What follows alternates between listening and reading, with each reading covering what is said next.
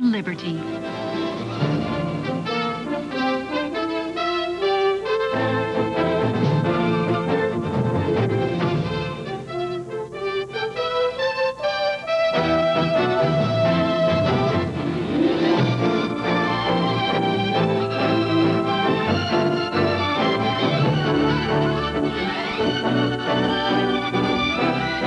America, a nation that was born in conflict and that has held in balance every internal force.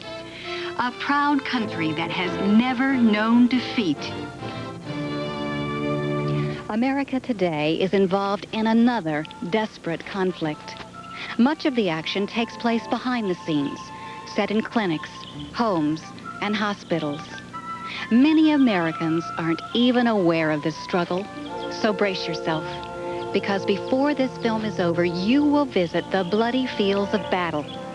You'll meet the people involved in the fighting on both sides, which includes some of the most influential figures in America today. And perhaps for the first time, you'll understand the reasons behind their struggle. Our story concerns abortion and begins, strangely enough, in this relatively peaceful suburb of Los Angeles. Melvin Weisberg, a pathologist, owned a large storage container which he kept in his backyard. When he failed to make the final 2 payments, it was repossessed. We made a decision to repossess it because his check did not clear the bank. And so we sent the truck out to pick up the container. I rolled out there and took the box up and started pulling it up. And it was so heavy, it's just it broke the winch. And we couldn't get it off the trailer, so we had to leave it on the trailer because it was too heavy. So I was asked by Nick to have a crew go down and unload the container at the other yard. I got a radio call from Ron Gillette, the foreman, and he said the men were throwing up and there was something really wrong. One of them fell down and hit me right in front of my feet.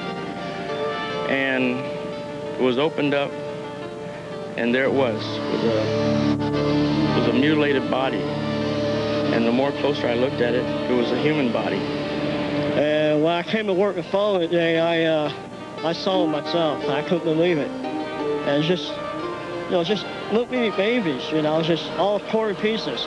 Their heads chopped off, arms, legs, it just makes you sick to see something like that. Well, it really just, it makes you want to cry when you see something like that. Starting at the very front of this container, it was just wall clear to the ceiling and clear to the sides, filled with them. I really don't want to witness it again. Not what I saw. Well, as the supervisor for the county of Los Angeles, we found out through the media that 17,000 infants had been stored in a container. So we asked for an investigation by the district attorney and the coroner's office. We found approximately 190 were over 20 weeks of age. I think some as old as 25, 27 weeks. Mr. Antonovich contacted Mr. Gutierrez. Glenn Wong is a funeral director for a major Los Angeles mortuary. Ask us to go ahead and handle the burial of the fetuses. How I came involved was they were asking if it were possible to have anyone photograph these fetuses, and I so happened to be also a photographer. How many fetuses were actually involved in the autopsies?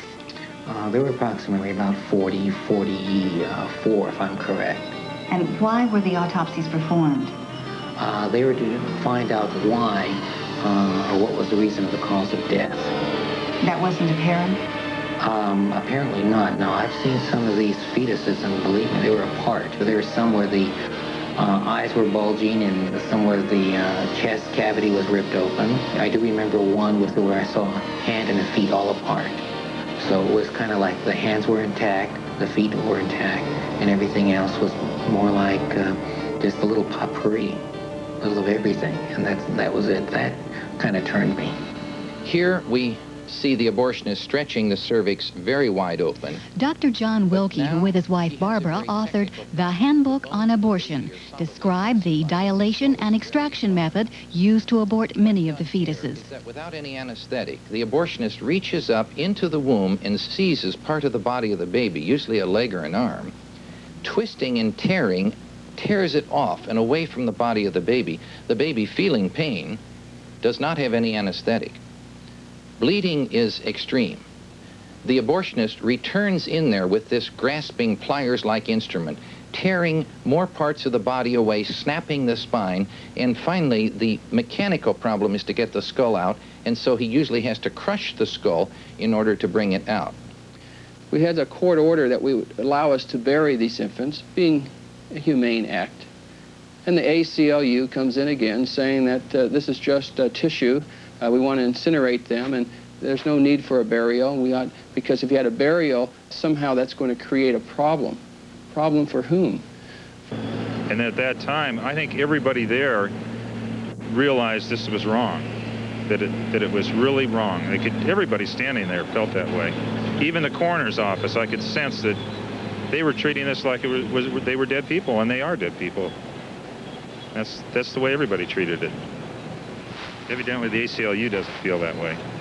And then transferred it all into to the original container, and as I understand, it's still up in a county yard someplace. Is it refrigerated? No, it's in a steel container. And how long, do you have any idea how long it'll be there? I don't know, but it's been 2 years now, so who knows? Although the discovery of 17,000 fetuses in a trash container is not an everyday occurrence, it is an event that should surprise no one. For every 3 days, an equivalent number of fetal children are disposed of in this country. 17,000. The story behind these amazing statistics really begins in 1973, when the Supreme Court handed down its momentous Roe versus Wade decision. It took Justice Harry Blackmun a full year to write his majority opinion. The result of that decision was to legalize abortion instantaneously.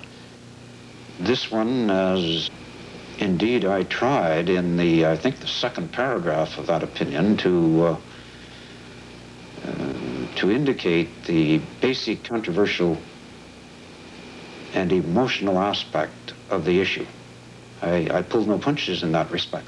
Roe versus Wade breaks the 9 months before birth into 3 intervals. Up to 3 months in the womb, a woman can abort the growing child without restriction. From 3 months to 6 months, the states may make laws on where and how abortions can be done, but cannot prohibit abortions. After 6 months, the states can stop abortions, but not if the mother's physical or mental health might be endangered.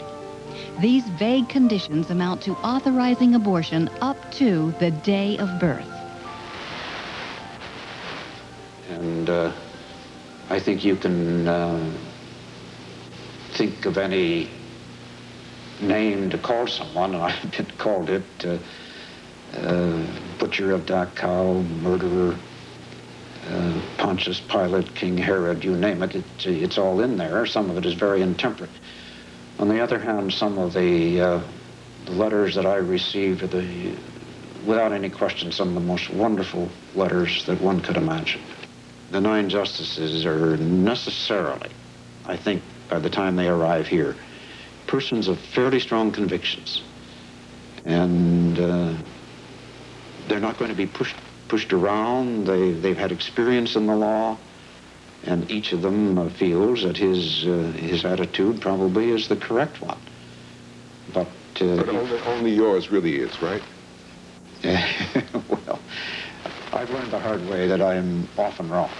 Among those who feel that Justice Blackmun was wrong concerning Roe versus Wade are 2 constitutional authorities, Michael Ferris, Senior Counsel for Concerned Women for America, and Robert Byrne, Professor of Law at Fordham University in New York. In writing the majority opinion, Justice Blackmun said there was no consensus in medicine or science or religion to say when a human life begins. Well, there certainly has been a consensus. throughout our law. The common law, from its very beginnings, from Bracton in the 12th century, the whole thrust of the common law is to find out when does the human life begin in the womb. And from then on, we're going to protect it. There is no written part of the Constitution which enumerates a right to privacy. The courts, the Supreme Court said that it came from the emanations of the penumbra of the Bill of Rights.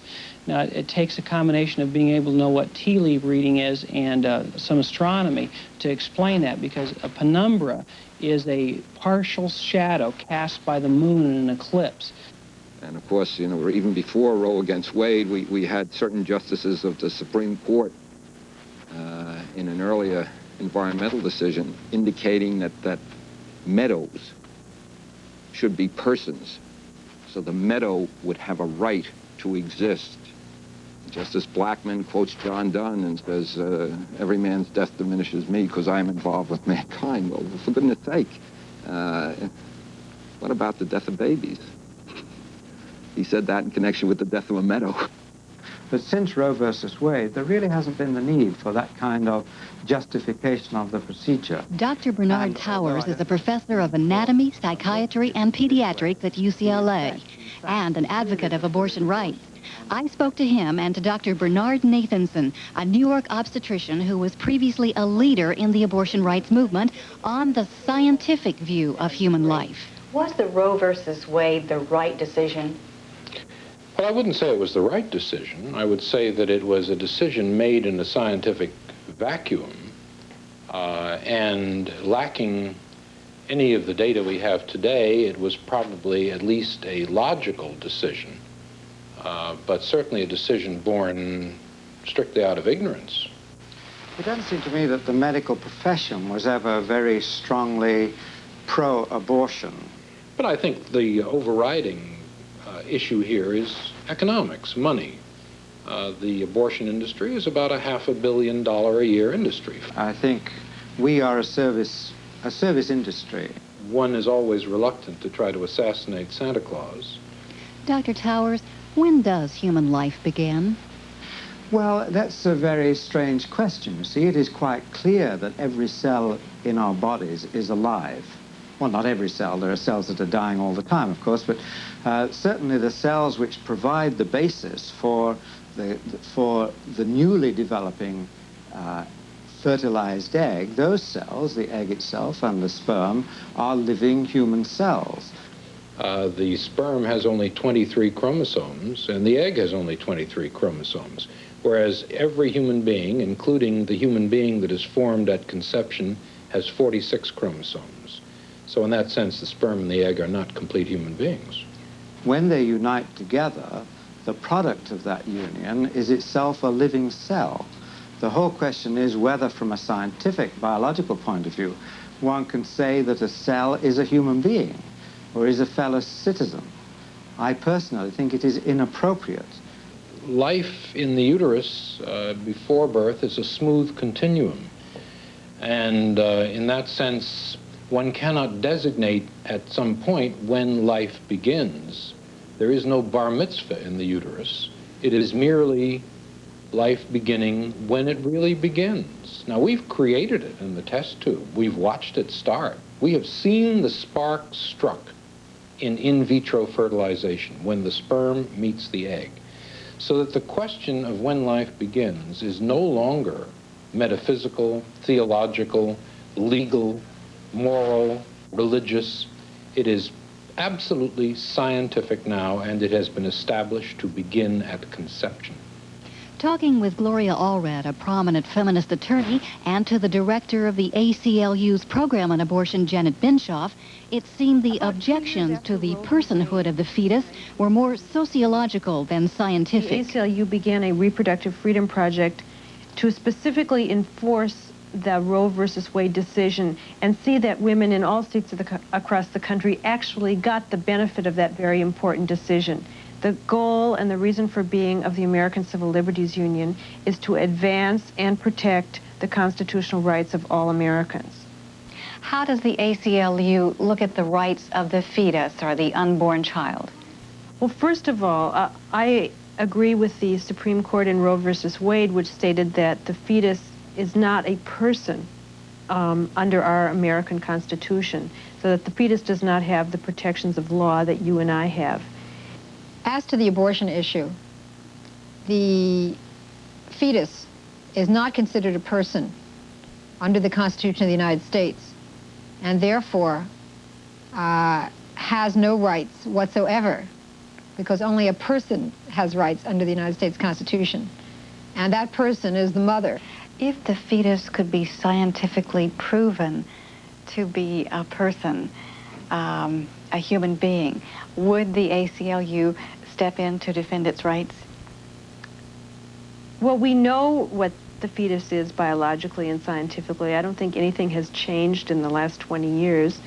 We know that the fetus is a potential human being. We know that the fetus is alive. We're not denigrating the status of the fetus, but you must remember that the fetus is part of a woman, and that the woman is the person who is directly affected by the pregnancy and by the childbearing.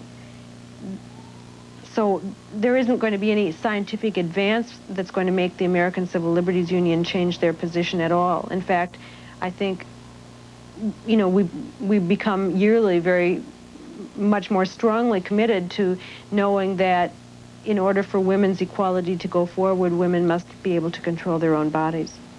I, for one, had an abortion when it was illegal and unsafe, and I almost died having that. And as a young woman, it was a very frightening, traumatic experience.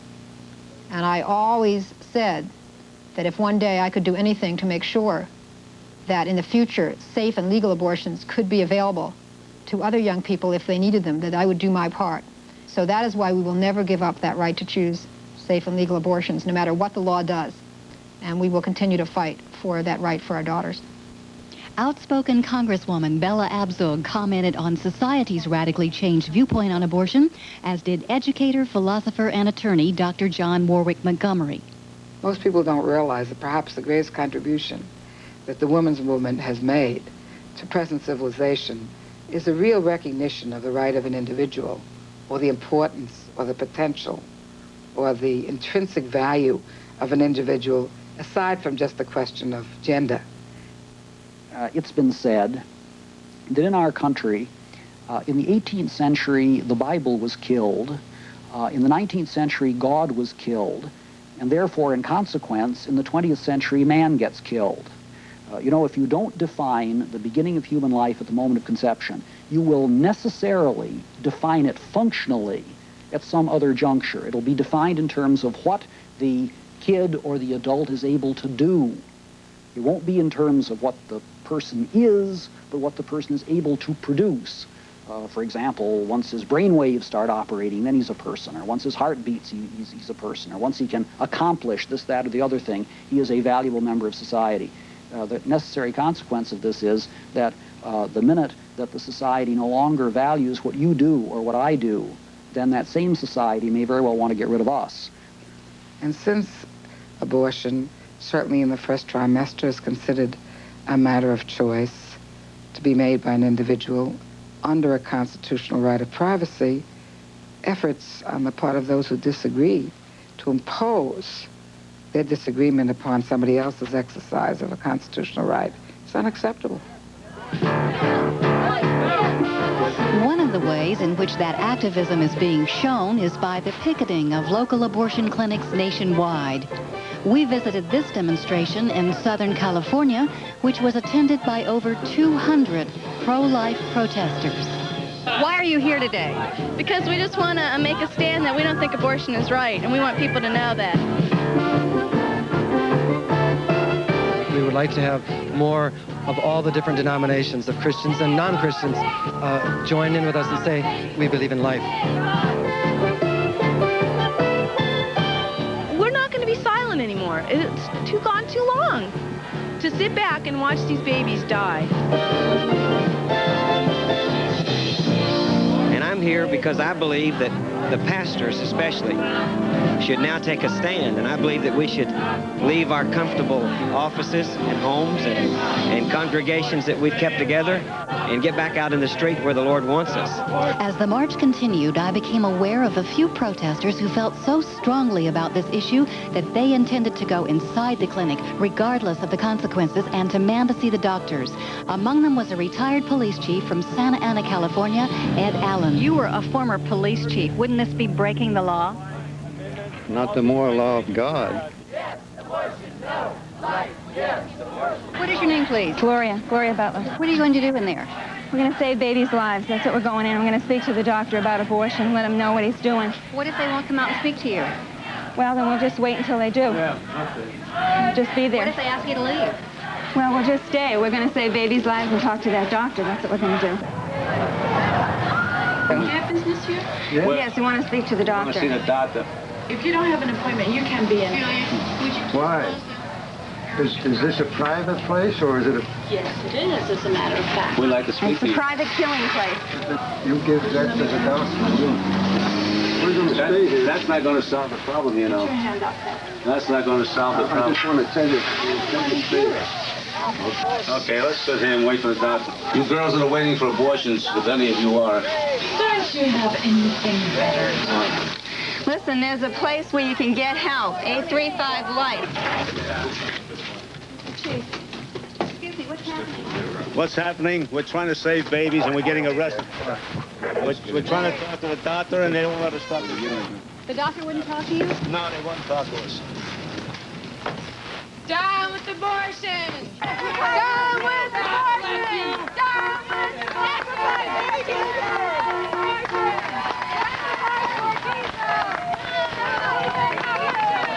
You people are on private property. The people that have the private property want you off the private property now. No, So would you please leave? Okay, you may go back on the sidewalk. Abortion is murder! Abortion is murder! Abortion is murder! Abortion is murder! Abortion is murder! Abortion is murder! Having heard the arguments on both sides of the issue, we traveled to Washington to meet the leaders of action organizations. I first talked with Jean Doyle of the National Right to Life Committee, and then with Nanette Falkenberg of the National Abortion Rights Action League, known as NARAL. Mrs. Doyle, how did the National Right to Life Committee begin? It began actually in 1973 as a formal organization. And it began because there was a real need for a clearinghouse or a focal point for the right to life people who had already been busy back in their states. There were euthanasia bills, experimentation bills, abortion bills in various states. And we were trying to hold back the tide. NARAL was founded in 1969, before the Supreme Court had made abortion legal in this country. And the main purpose of it, when it was founded, was to help legalize abortion on a state-by-state basis. But in 1973, with the advent of the Supreme Court abortion decision, it was necessary for us to become a cohesive group. Subsequent to that, as the so-called pro-life movement became more and more political, and the pro-choice movement was perceived as being very weak, the focus of the organization changed in about 1979 and 1980 to become very much a politically focused organization. Well, what is your greatest threat from the pro-life movement now?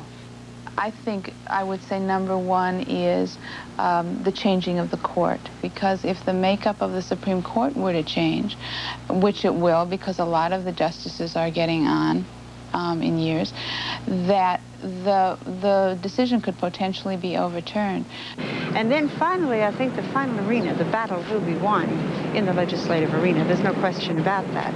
But I think without the other two building blocks, without educating ourselves and others as to what the issue is all about and how high the stakes are, if we do not do that first, we'll motivate no one. We'll motivate no one in the citizenry, we'll motivate no one in the legislature, and we'll never get to that final arena victory, the legislation itself. One of our major goals is to get the issue much more out of the political realm and to try and convince politicians that they really don't need to worry about the issue. Now, you know, it's a real grassroots organization.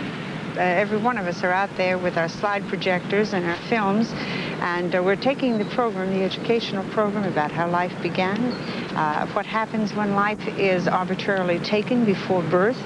And people generally react very positively if you bring them the facts, if you stick to the scientific facts, the biological facts, and you present this in a very rational manner.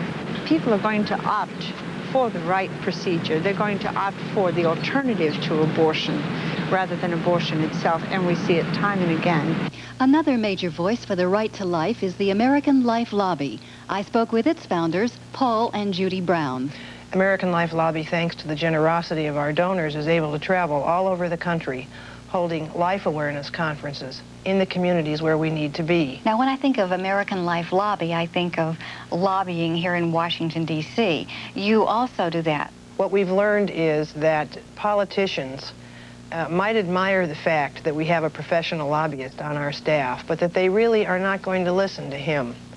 They will listen to people from his district who contact him and say, I can vote you out of office and I want you to do this. But, you know, there are many groups and a number of individuals who have made it a crusade or a campaign, as it were, to try to... Faye Waddleton is president of Planned Parenthood International, the most powerful pro-abortion organization in the United States. Well, in the area of education, do you treat abortion along with other means of birth control? Well, abortion is not treated along with other means of birth control per se. We consider abortion as a means or one option available to a woman facing an unwanted pregnancy. If a young woman has become pregnant and has made the decision based on information and knowledge of the options available to her to have a pregnancy, she has demonstrated a measure of maturity that should not be ignored. We certainly encourage young people to discuss these matters with their parents, but they know better what the situation is and what their relationships are. And the greater good here is gained by giving the young woman the means to end an unwanted pregnancy than by upholding a standard of parental authority that really doesn't serve anyone any good. Do you think that a woman should be advised of the progress of the fetus before an abortion? There is a difference between informing people about their health care, the risk, the benefits, and quite another in telling them that you will be killing your baby, and that kind of information, which are purely judgmental.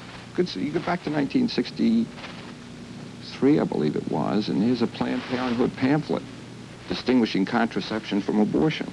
And the Planned Parenthood pamphlet says that abortion kills the life of a child after it has begun. Now, there was a little bit of consensus there. That was the old consensus before we decided to devalue a particular class of human beings. But many women simply don't want to know that information, and for the state to require that a message be given to her about that information is just totally inappropriate. We want to give people as much information as they desire to have. You will find sex instruction programs that deal with abortion as a method of birth control over and over again. Simple little games where a group of children can sit around a table and play an actual game about their human sexuality. If a little girl, for example, draws a card from the deck and finds out she's pregnant, she's given 3 options. She can keep her baby, she can get an abortion, or she can give the baby up for an adoption. And lo and behold, if she chooses the abortion chip, which is blue in color, she's won the game. And yet they say they don't encourage abortion. Republican Senator Orrin Hatch of Utah co-sponsored a constitutional human life amendment that aroused tremendous interest in the pro-life world. The amendment you authored, and how was it changed by the time it got to the Senate floor? Well, all of us would like to pass an amendment that would allow abortion only to save the life of the mother and not for all of these other reasons.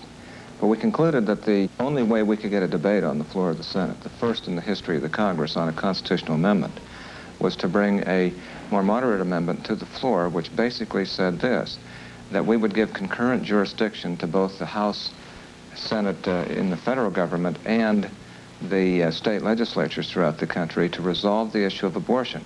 So at least getting it to the floor of the Senate was a victory for you. Oh, it was a terrific victory. We've never even been able to debate this issue on its merits except through ad hoc amendments brought up during various sessions of Congress. We held the most full-fledged hearings, the most extensive hearings in the history of the abortion issue.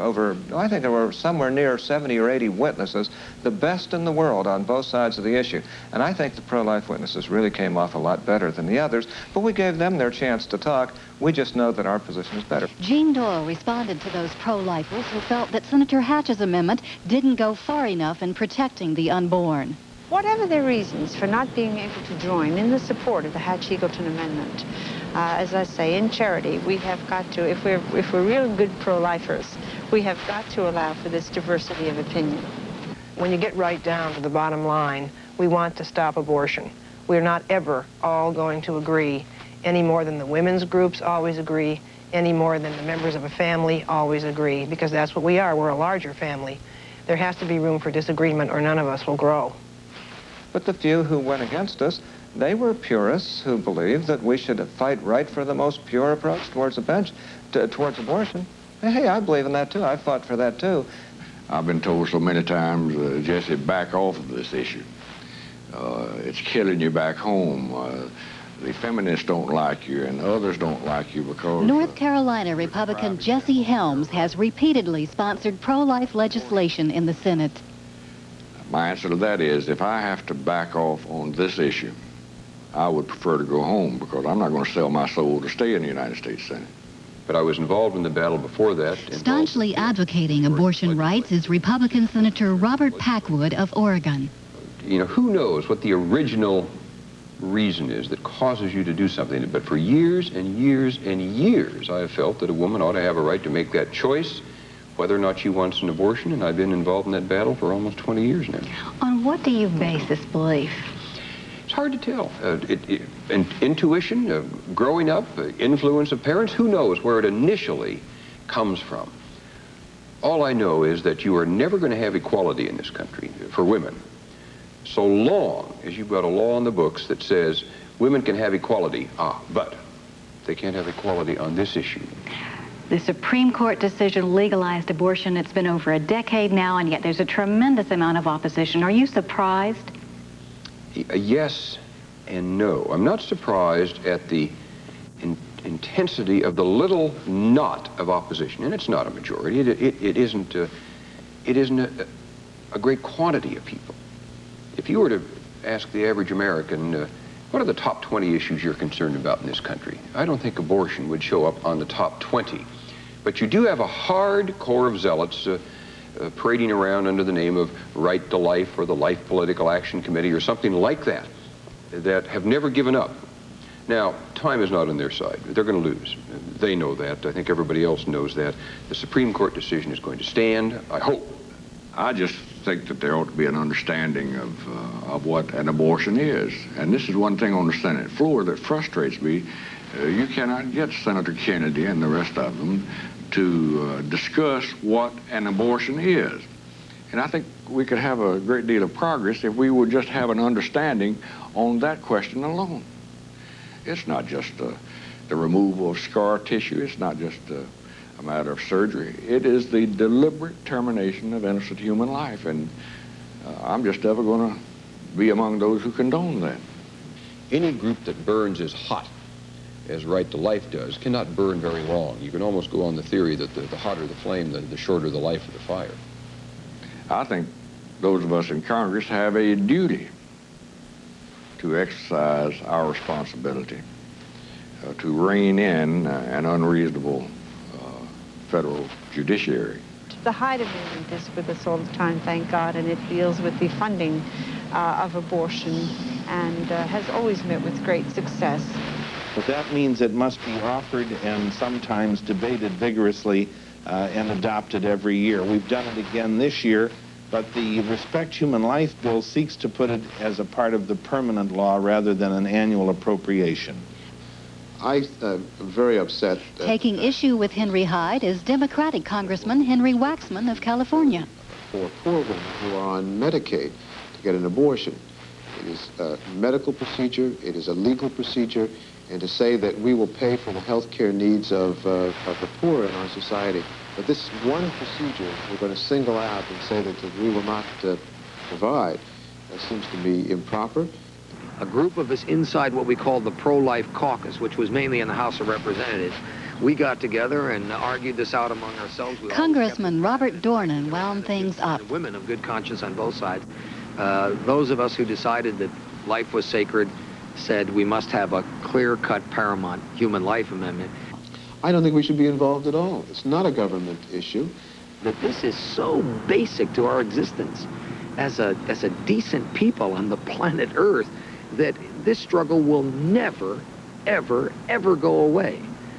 Political Action Committee is the National Right to Life Political Action Committee helps to elect pro-life legislators, according to its president, Sandy Fulsher. And they've become very much a part of the American political scene now, because this happens to be a nation of joiners, and people who are concerned with an issue or a topic tend to join together so they can speak with one voice. Are there polls or statistics to show what part a pro-life, pro-choice issue can play in winning or losing an election? Absolutely. It can make all the difference in the world. It's very clear that the pro-life vote is more meaningful and more abundant than the pro-abortion vote, and can, in fact, make the difference in an election. Medical Dr. Carolyn Gerster of Phoenix, Arizona, commented on the parallels between abortion and slavery. That study, of course, began with the Supreme Court decision, the Dred Scott decision. Tell us about that.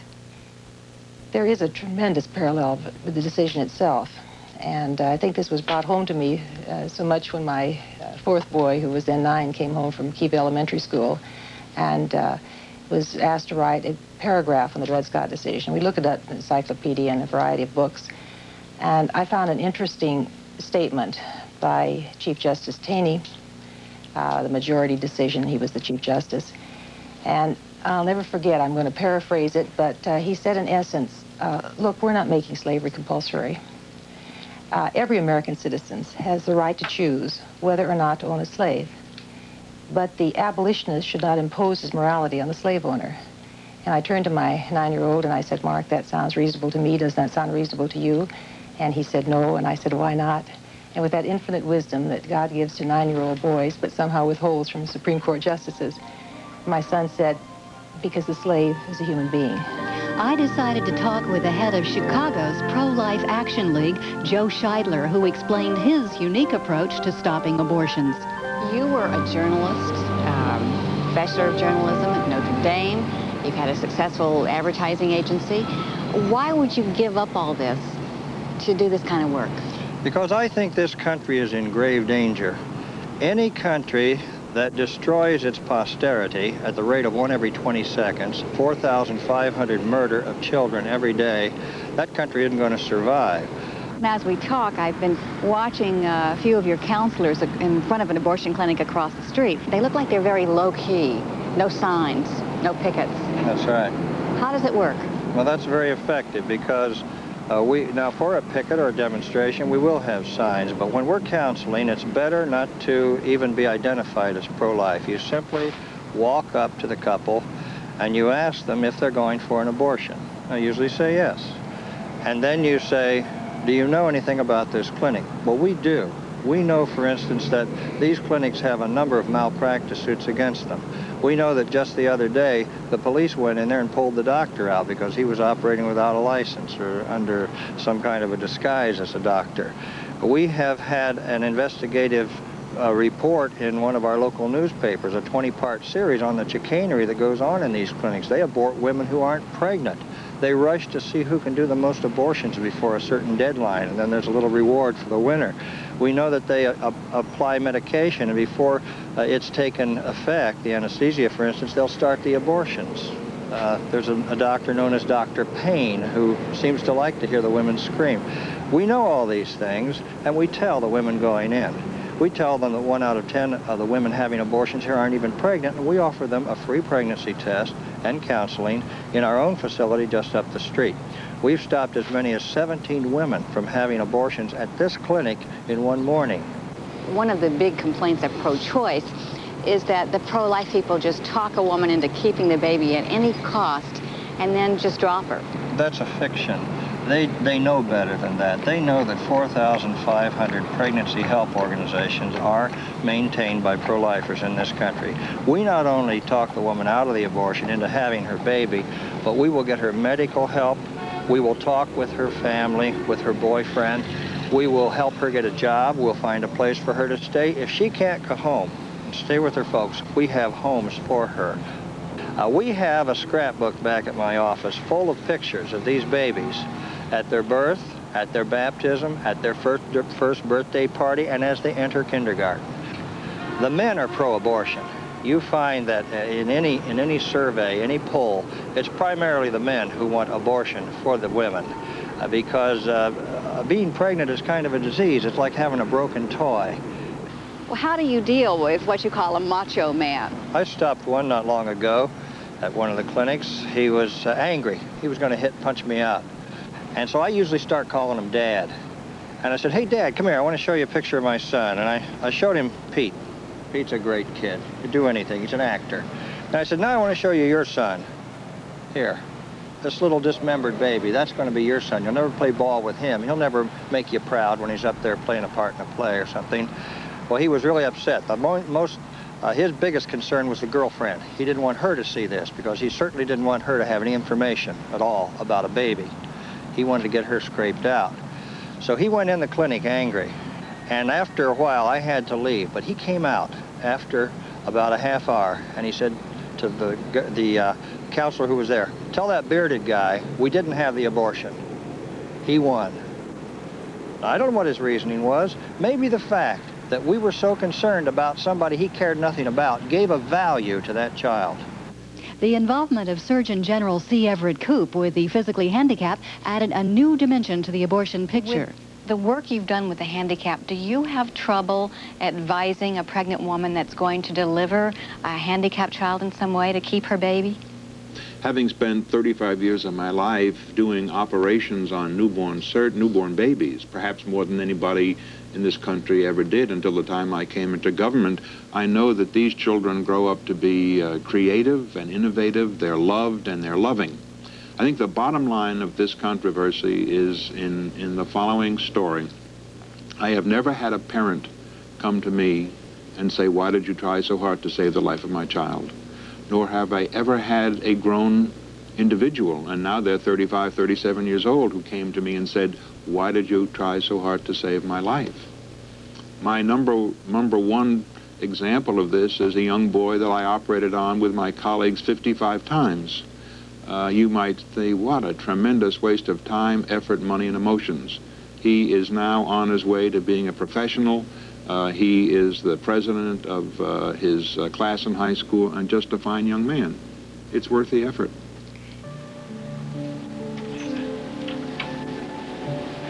Vicki, this is Lovey. Through all my investigation of the life issue, I had not yet confronted the one being that had the most at stake in this struggle, the unborn child. Through the technology of real-time ultrasound, this young woman will be able to see the first pictures of her baby. How far along are you? 3.5 months. Oh, are you excited? Yes. What do you want, a boy or a girl? I need to lift this up. Okay, Vicki, this is going to be a little cold. It's the scanning gel.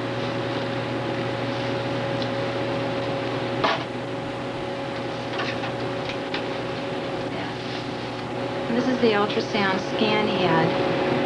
It's the device that sends and receives the signals to produce the image. I don't know. See the little heart beating? Look.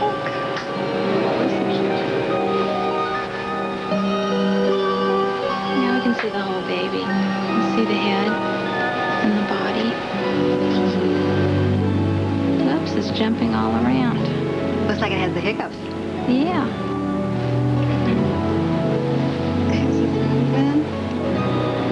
It's amazing, isn't it? Oh, it's waving at us. Oh, look at that. See the arm?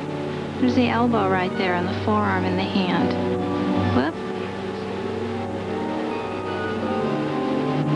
It's scratching its nose or something. You see the little heart beating? Whoops. To look quickly. He looks pretty comfortable in there, Vicki. Vicki, how do you feel after your ultrasound? Happy and excited, knowing that my baby's alive and healthy, moving. It just made me excited. Not all babies are as lucky as Vicki's. Dr. John Wilkie described fetal experimentation conducted on first trimester aborted children. Second menstrual period, so your baby's about 6 weeks old. What the experimenter is doing here, and this baby obviously has been aborted and will die soon after this, he's sticking this tiny little child in the most sensitive area at that age, and that's right around the nose and mouth. What about this baby? This one is about 2 weeks or 3 weeks older than the other one, much more sensitive to pain now. You notice this little tiny one is going to complain much more. You see the body response is much more vigorous. That cord, incidentally, has been cut, as you can see. Now, will they just keep poking it until it dies? That's obviously what they did here, and this baby died very soon. The specter of abortion looms ever larger in America. Recorded for the first time are these real-time ultrasound pictures of a suction abortion. Dr. Bernard Nathanson describes what the abortionist is doing. This is an 11-week child. At the extreme right, proceeding up toward the top of the uterus, you can see the coils of the umbilical cord coming off the child's abdomen. And now, in this image, you can see the instrument being pushed in from the right of the screen, which is, with reasonable probability, a dilator. Once again, we have what appears to be an instrument poking the child's abdomen, and you can see the child recoiling again, moving slightly to the left as the instrument comes in. On the back wall of the uterus, you can see the shadow of the cannula, which is the suction apparatus being pushed in. But now a new assault is mounted. The cannula comes in and out again. The abortionist is moving it on the back wall of the uterus, attempting to suction the child out. The child keeps moving violently away from it. You can see a great deal of agitated movements. The child is obviously agitated and anxious to get away from the cannula and is moving in whatever direction is available in this rather restricted zone of the uterus and the amniotic fluid. So the child is in a sense anchored to the suction, and the suction is acting like a giant leech pulling the child back and forth as it attaches itself to the back skin of the child. The uterus overall is beginning to clamp down on this baby. You can now see the head, but the body is badly defined and is probably beginning to come apart. And now the abortionist is introducing a polyp forceps, which is a long metallic instrument with 2 blades, into the uterus in an attempt to grab the child's head between the blades of the forceps, crush it, and then remove it from the uterus. The child at this point is still alive. Even the abortionist who actually did the procedure, who was with me at the editing in order to explain exactly what was going on also, turned away from the screen on numerous occasions in dismay. Vietnam War hero Senator Jeremiah Denton was deeply affected by the legalization of abortion. 4 of those years in solitary confinement. What kept you going during all that time? Prayer, answers to prayer, my own prayers and the prayers of others. Later, the joy of the knowledge of release, the first time I saw the American flag flying on American soil, that was a feeling I could never describe nor ever forget. So then, upon seeing the newsstand literature and learning that abortion, which had been the most hideous word, if you wanted to, in the Navy, we use rather salty language, and one of the saltiest terms we felt we could use if a plan was Can endure half for abortion and half against it. You've now seen the life issue in all its dimensions. What you decide and what you will do will answer that question. This is Jane Chastain at Twilight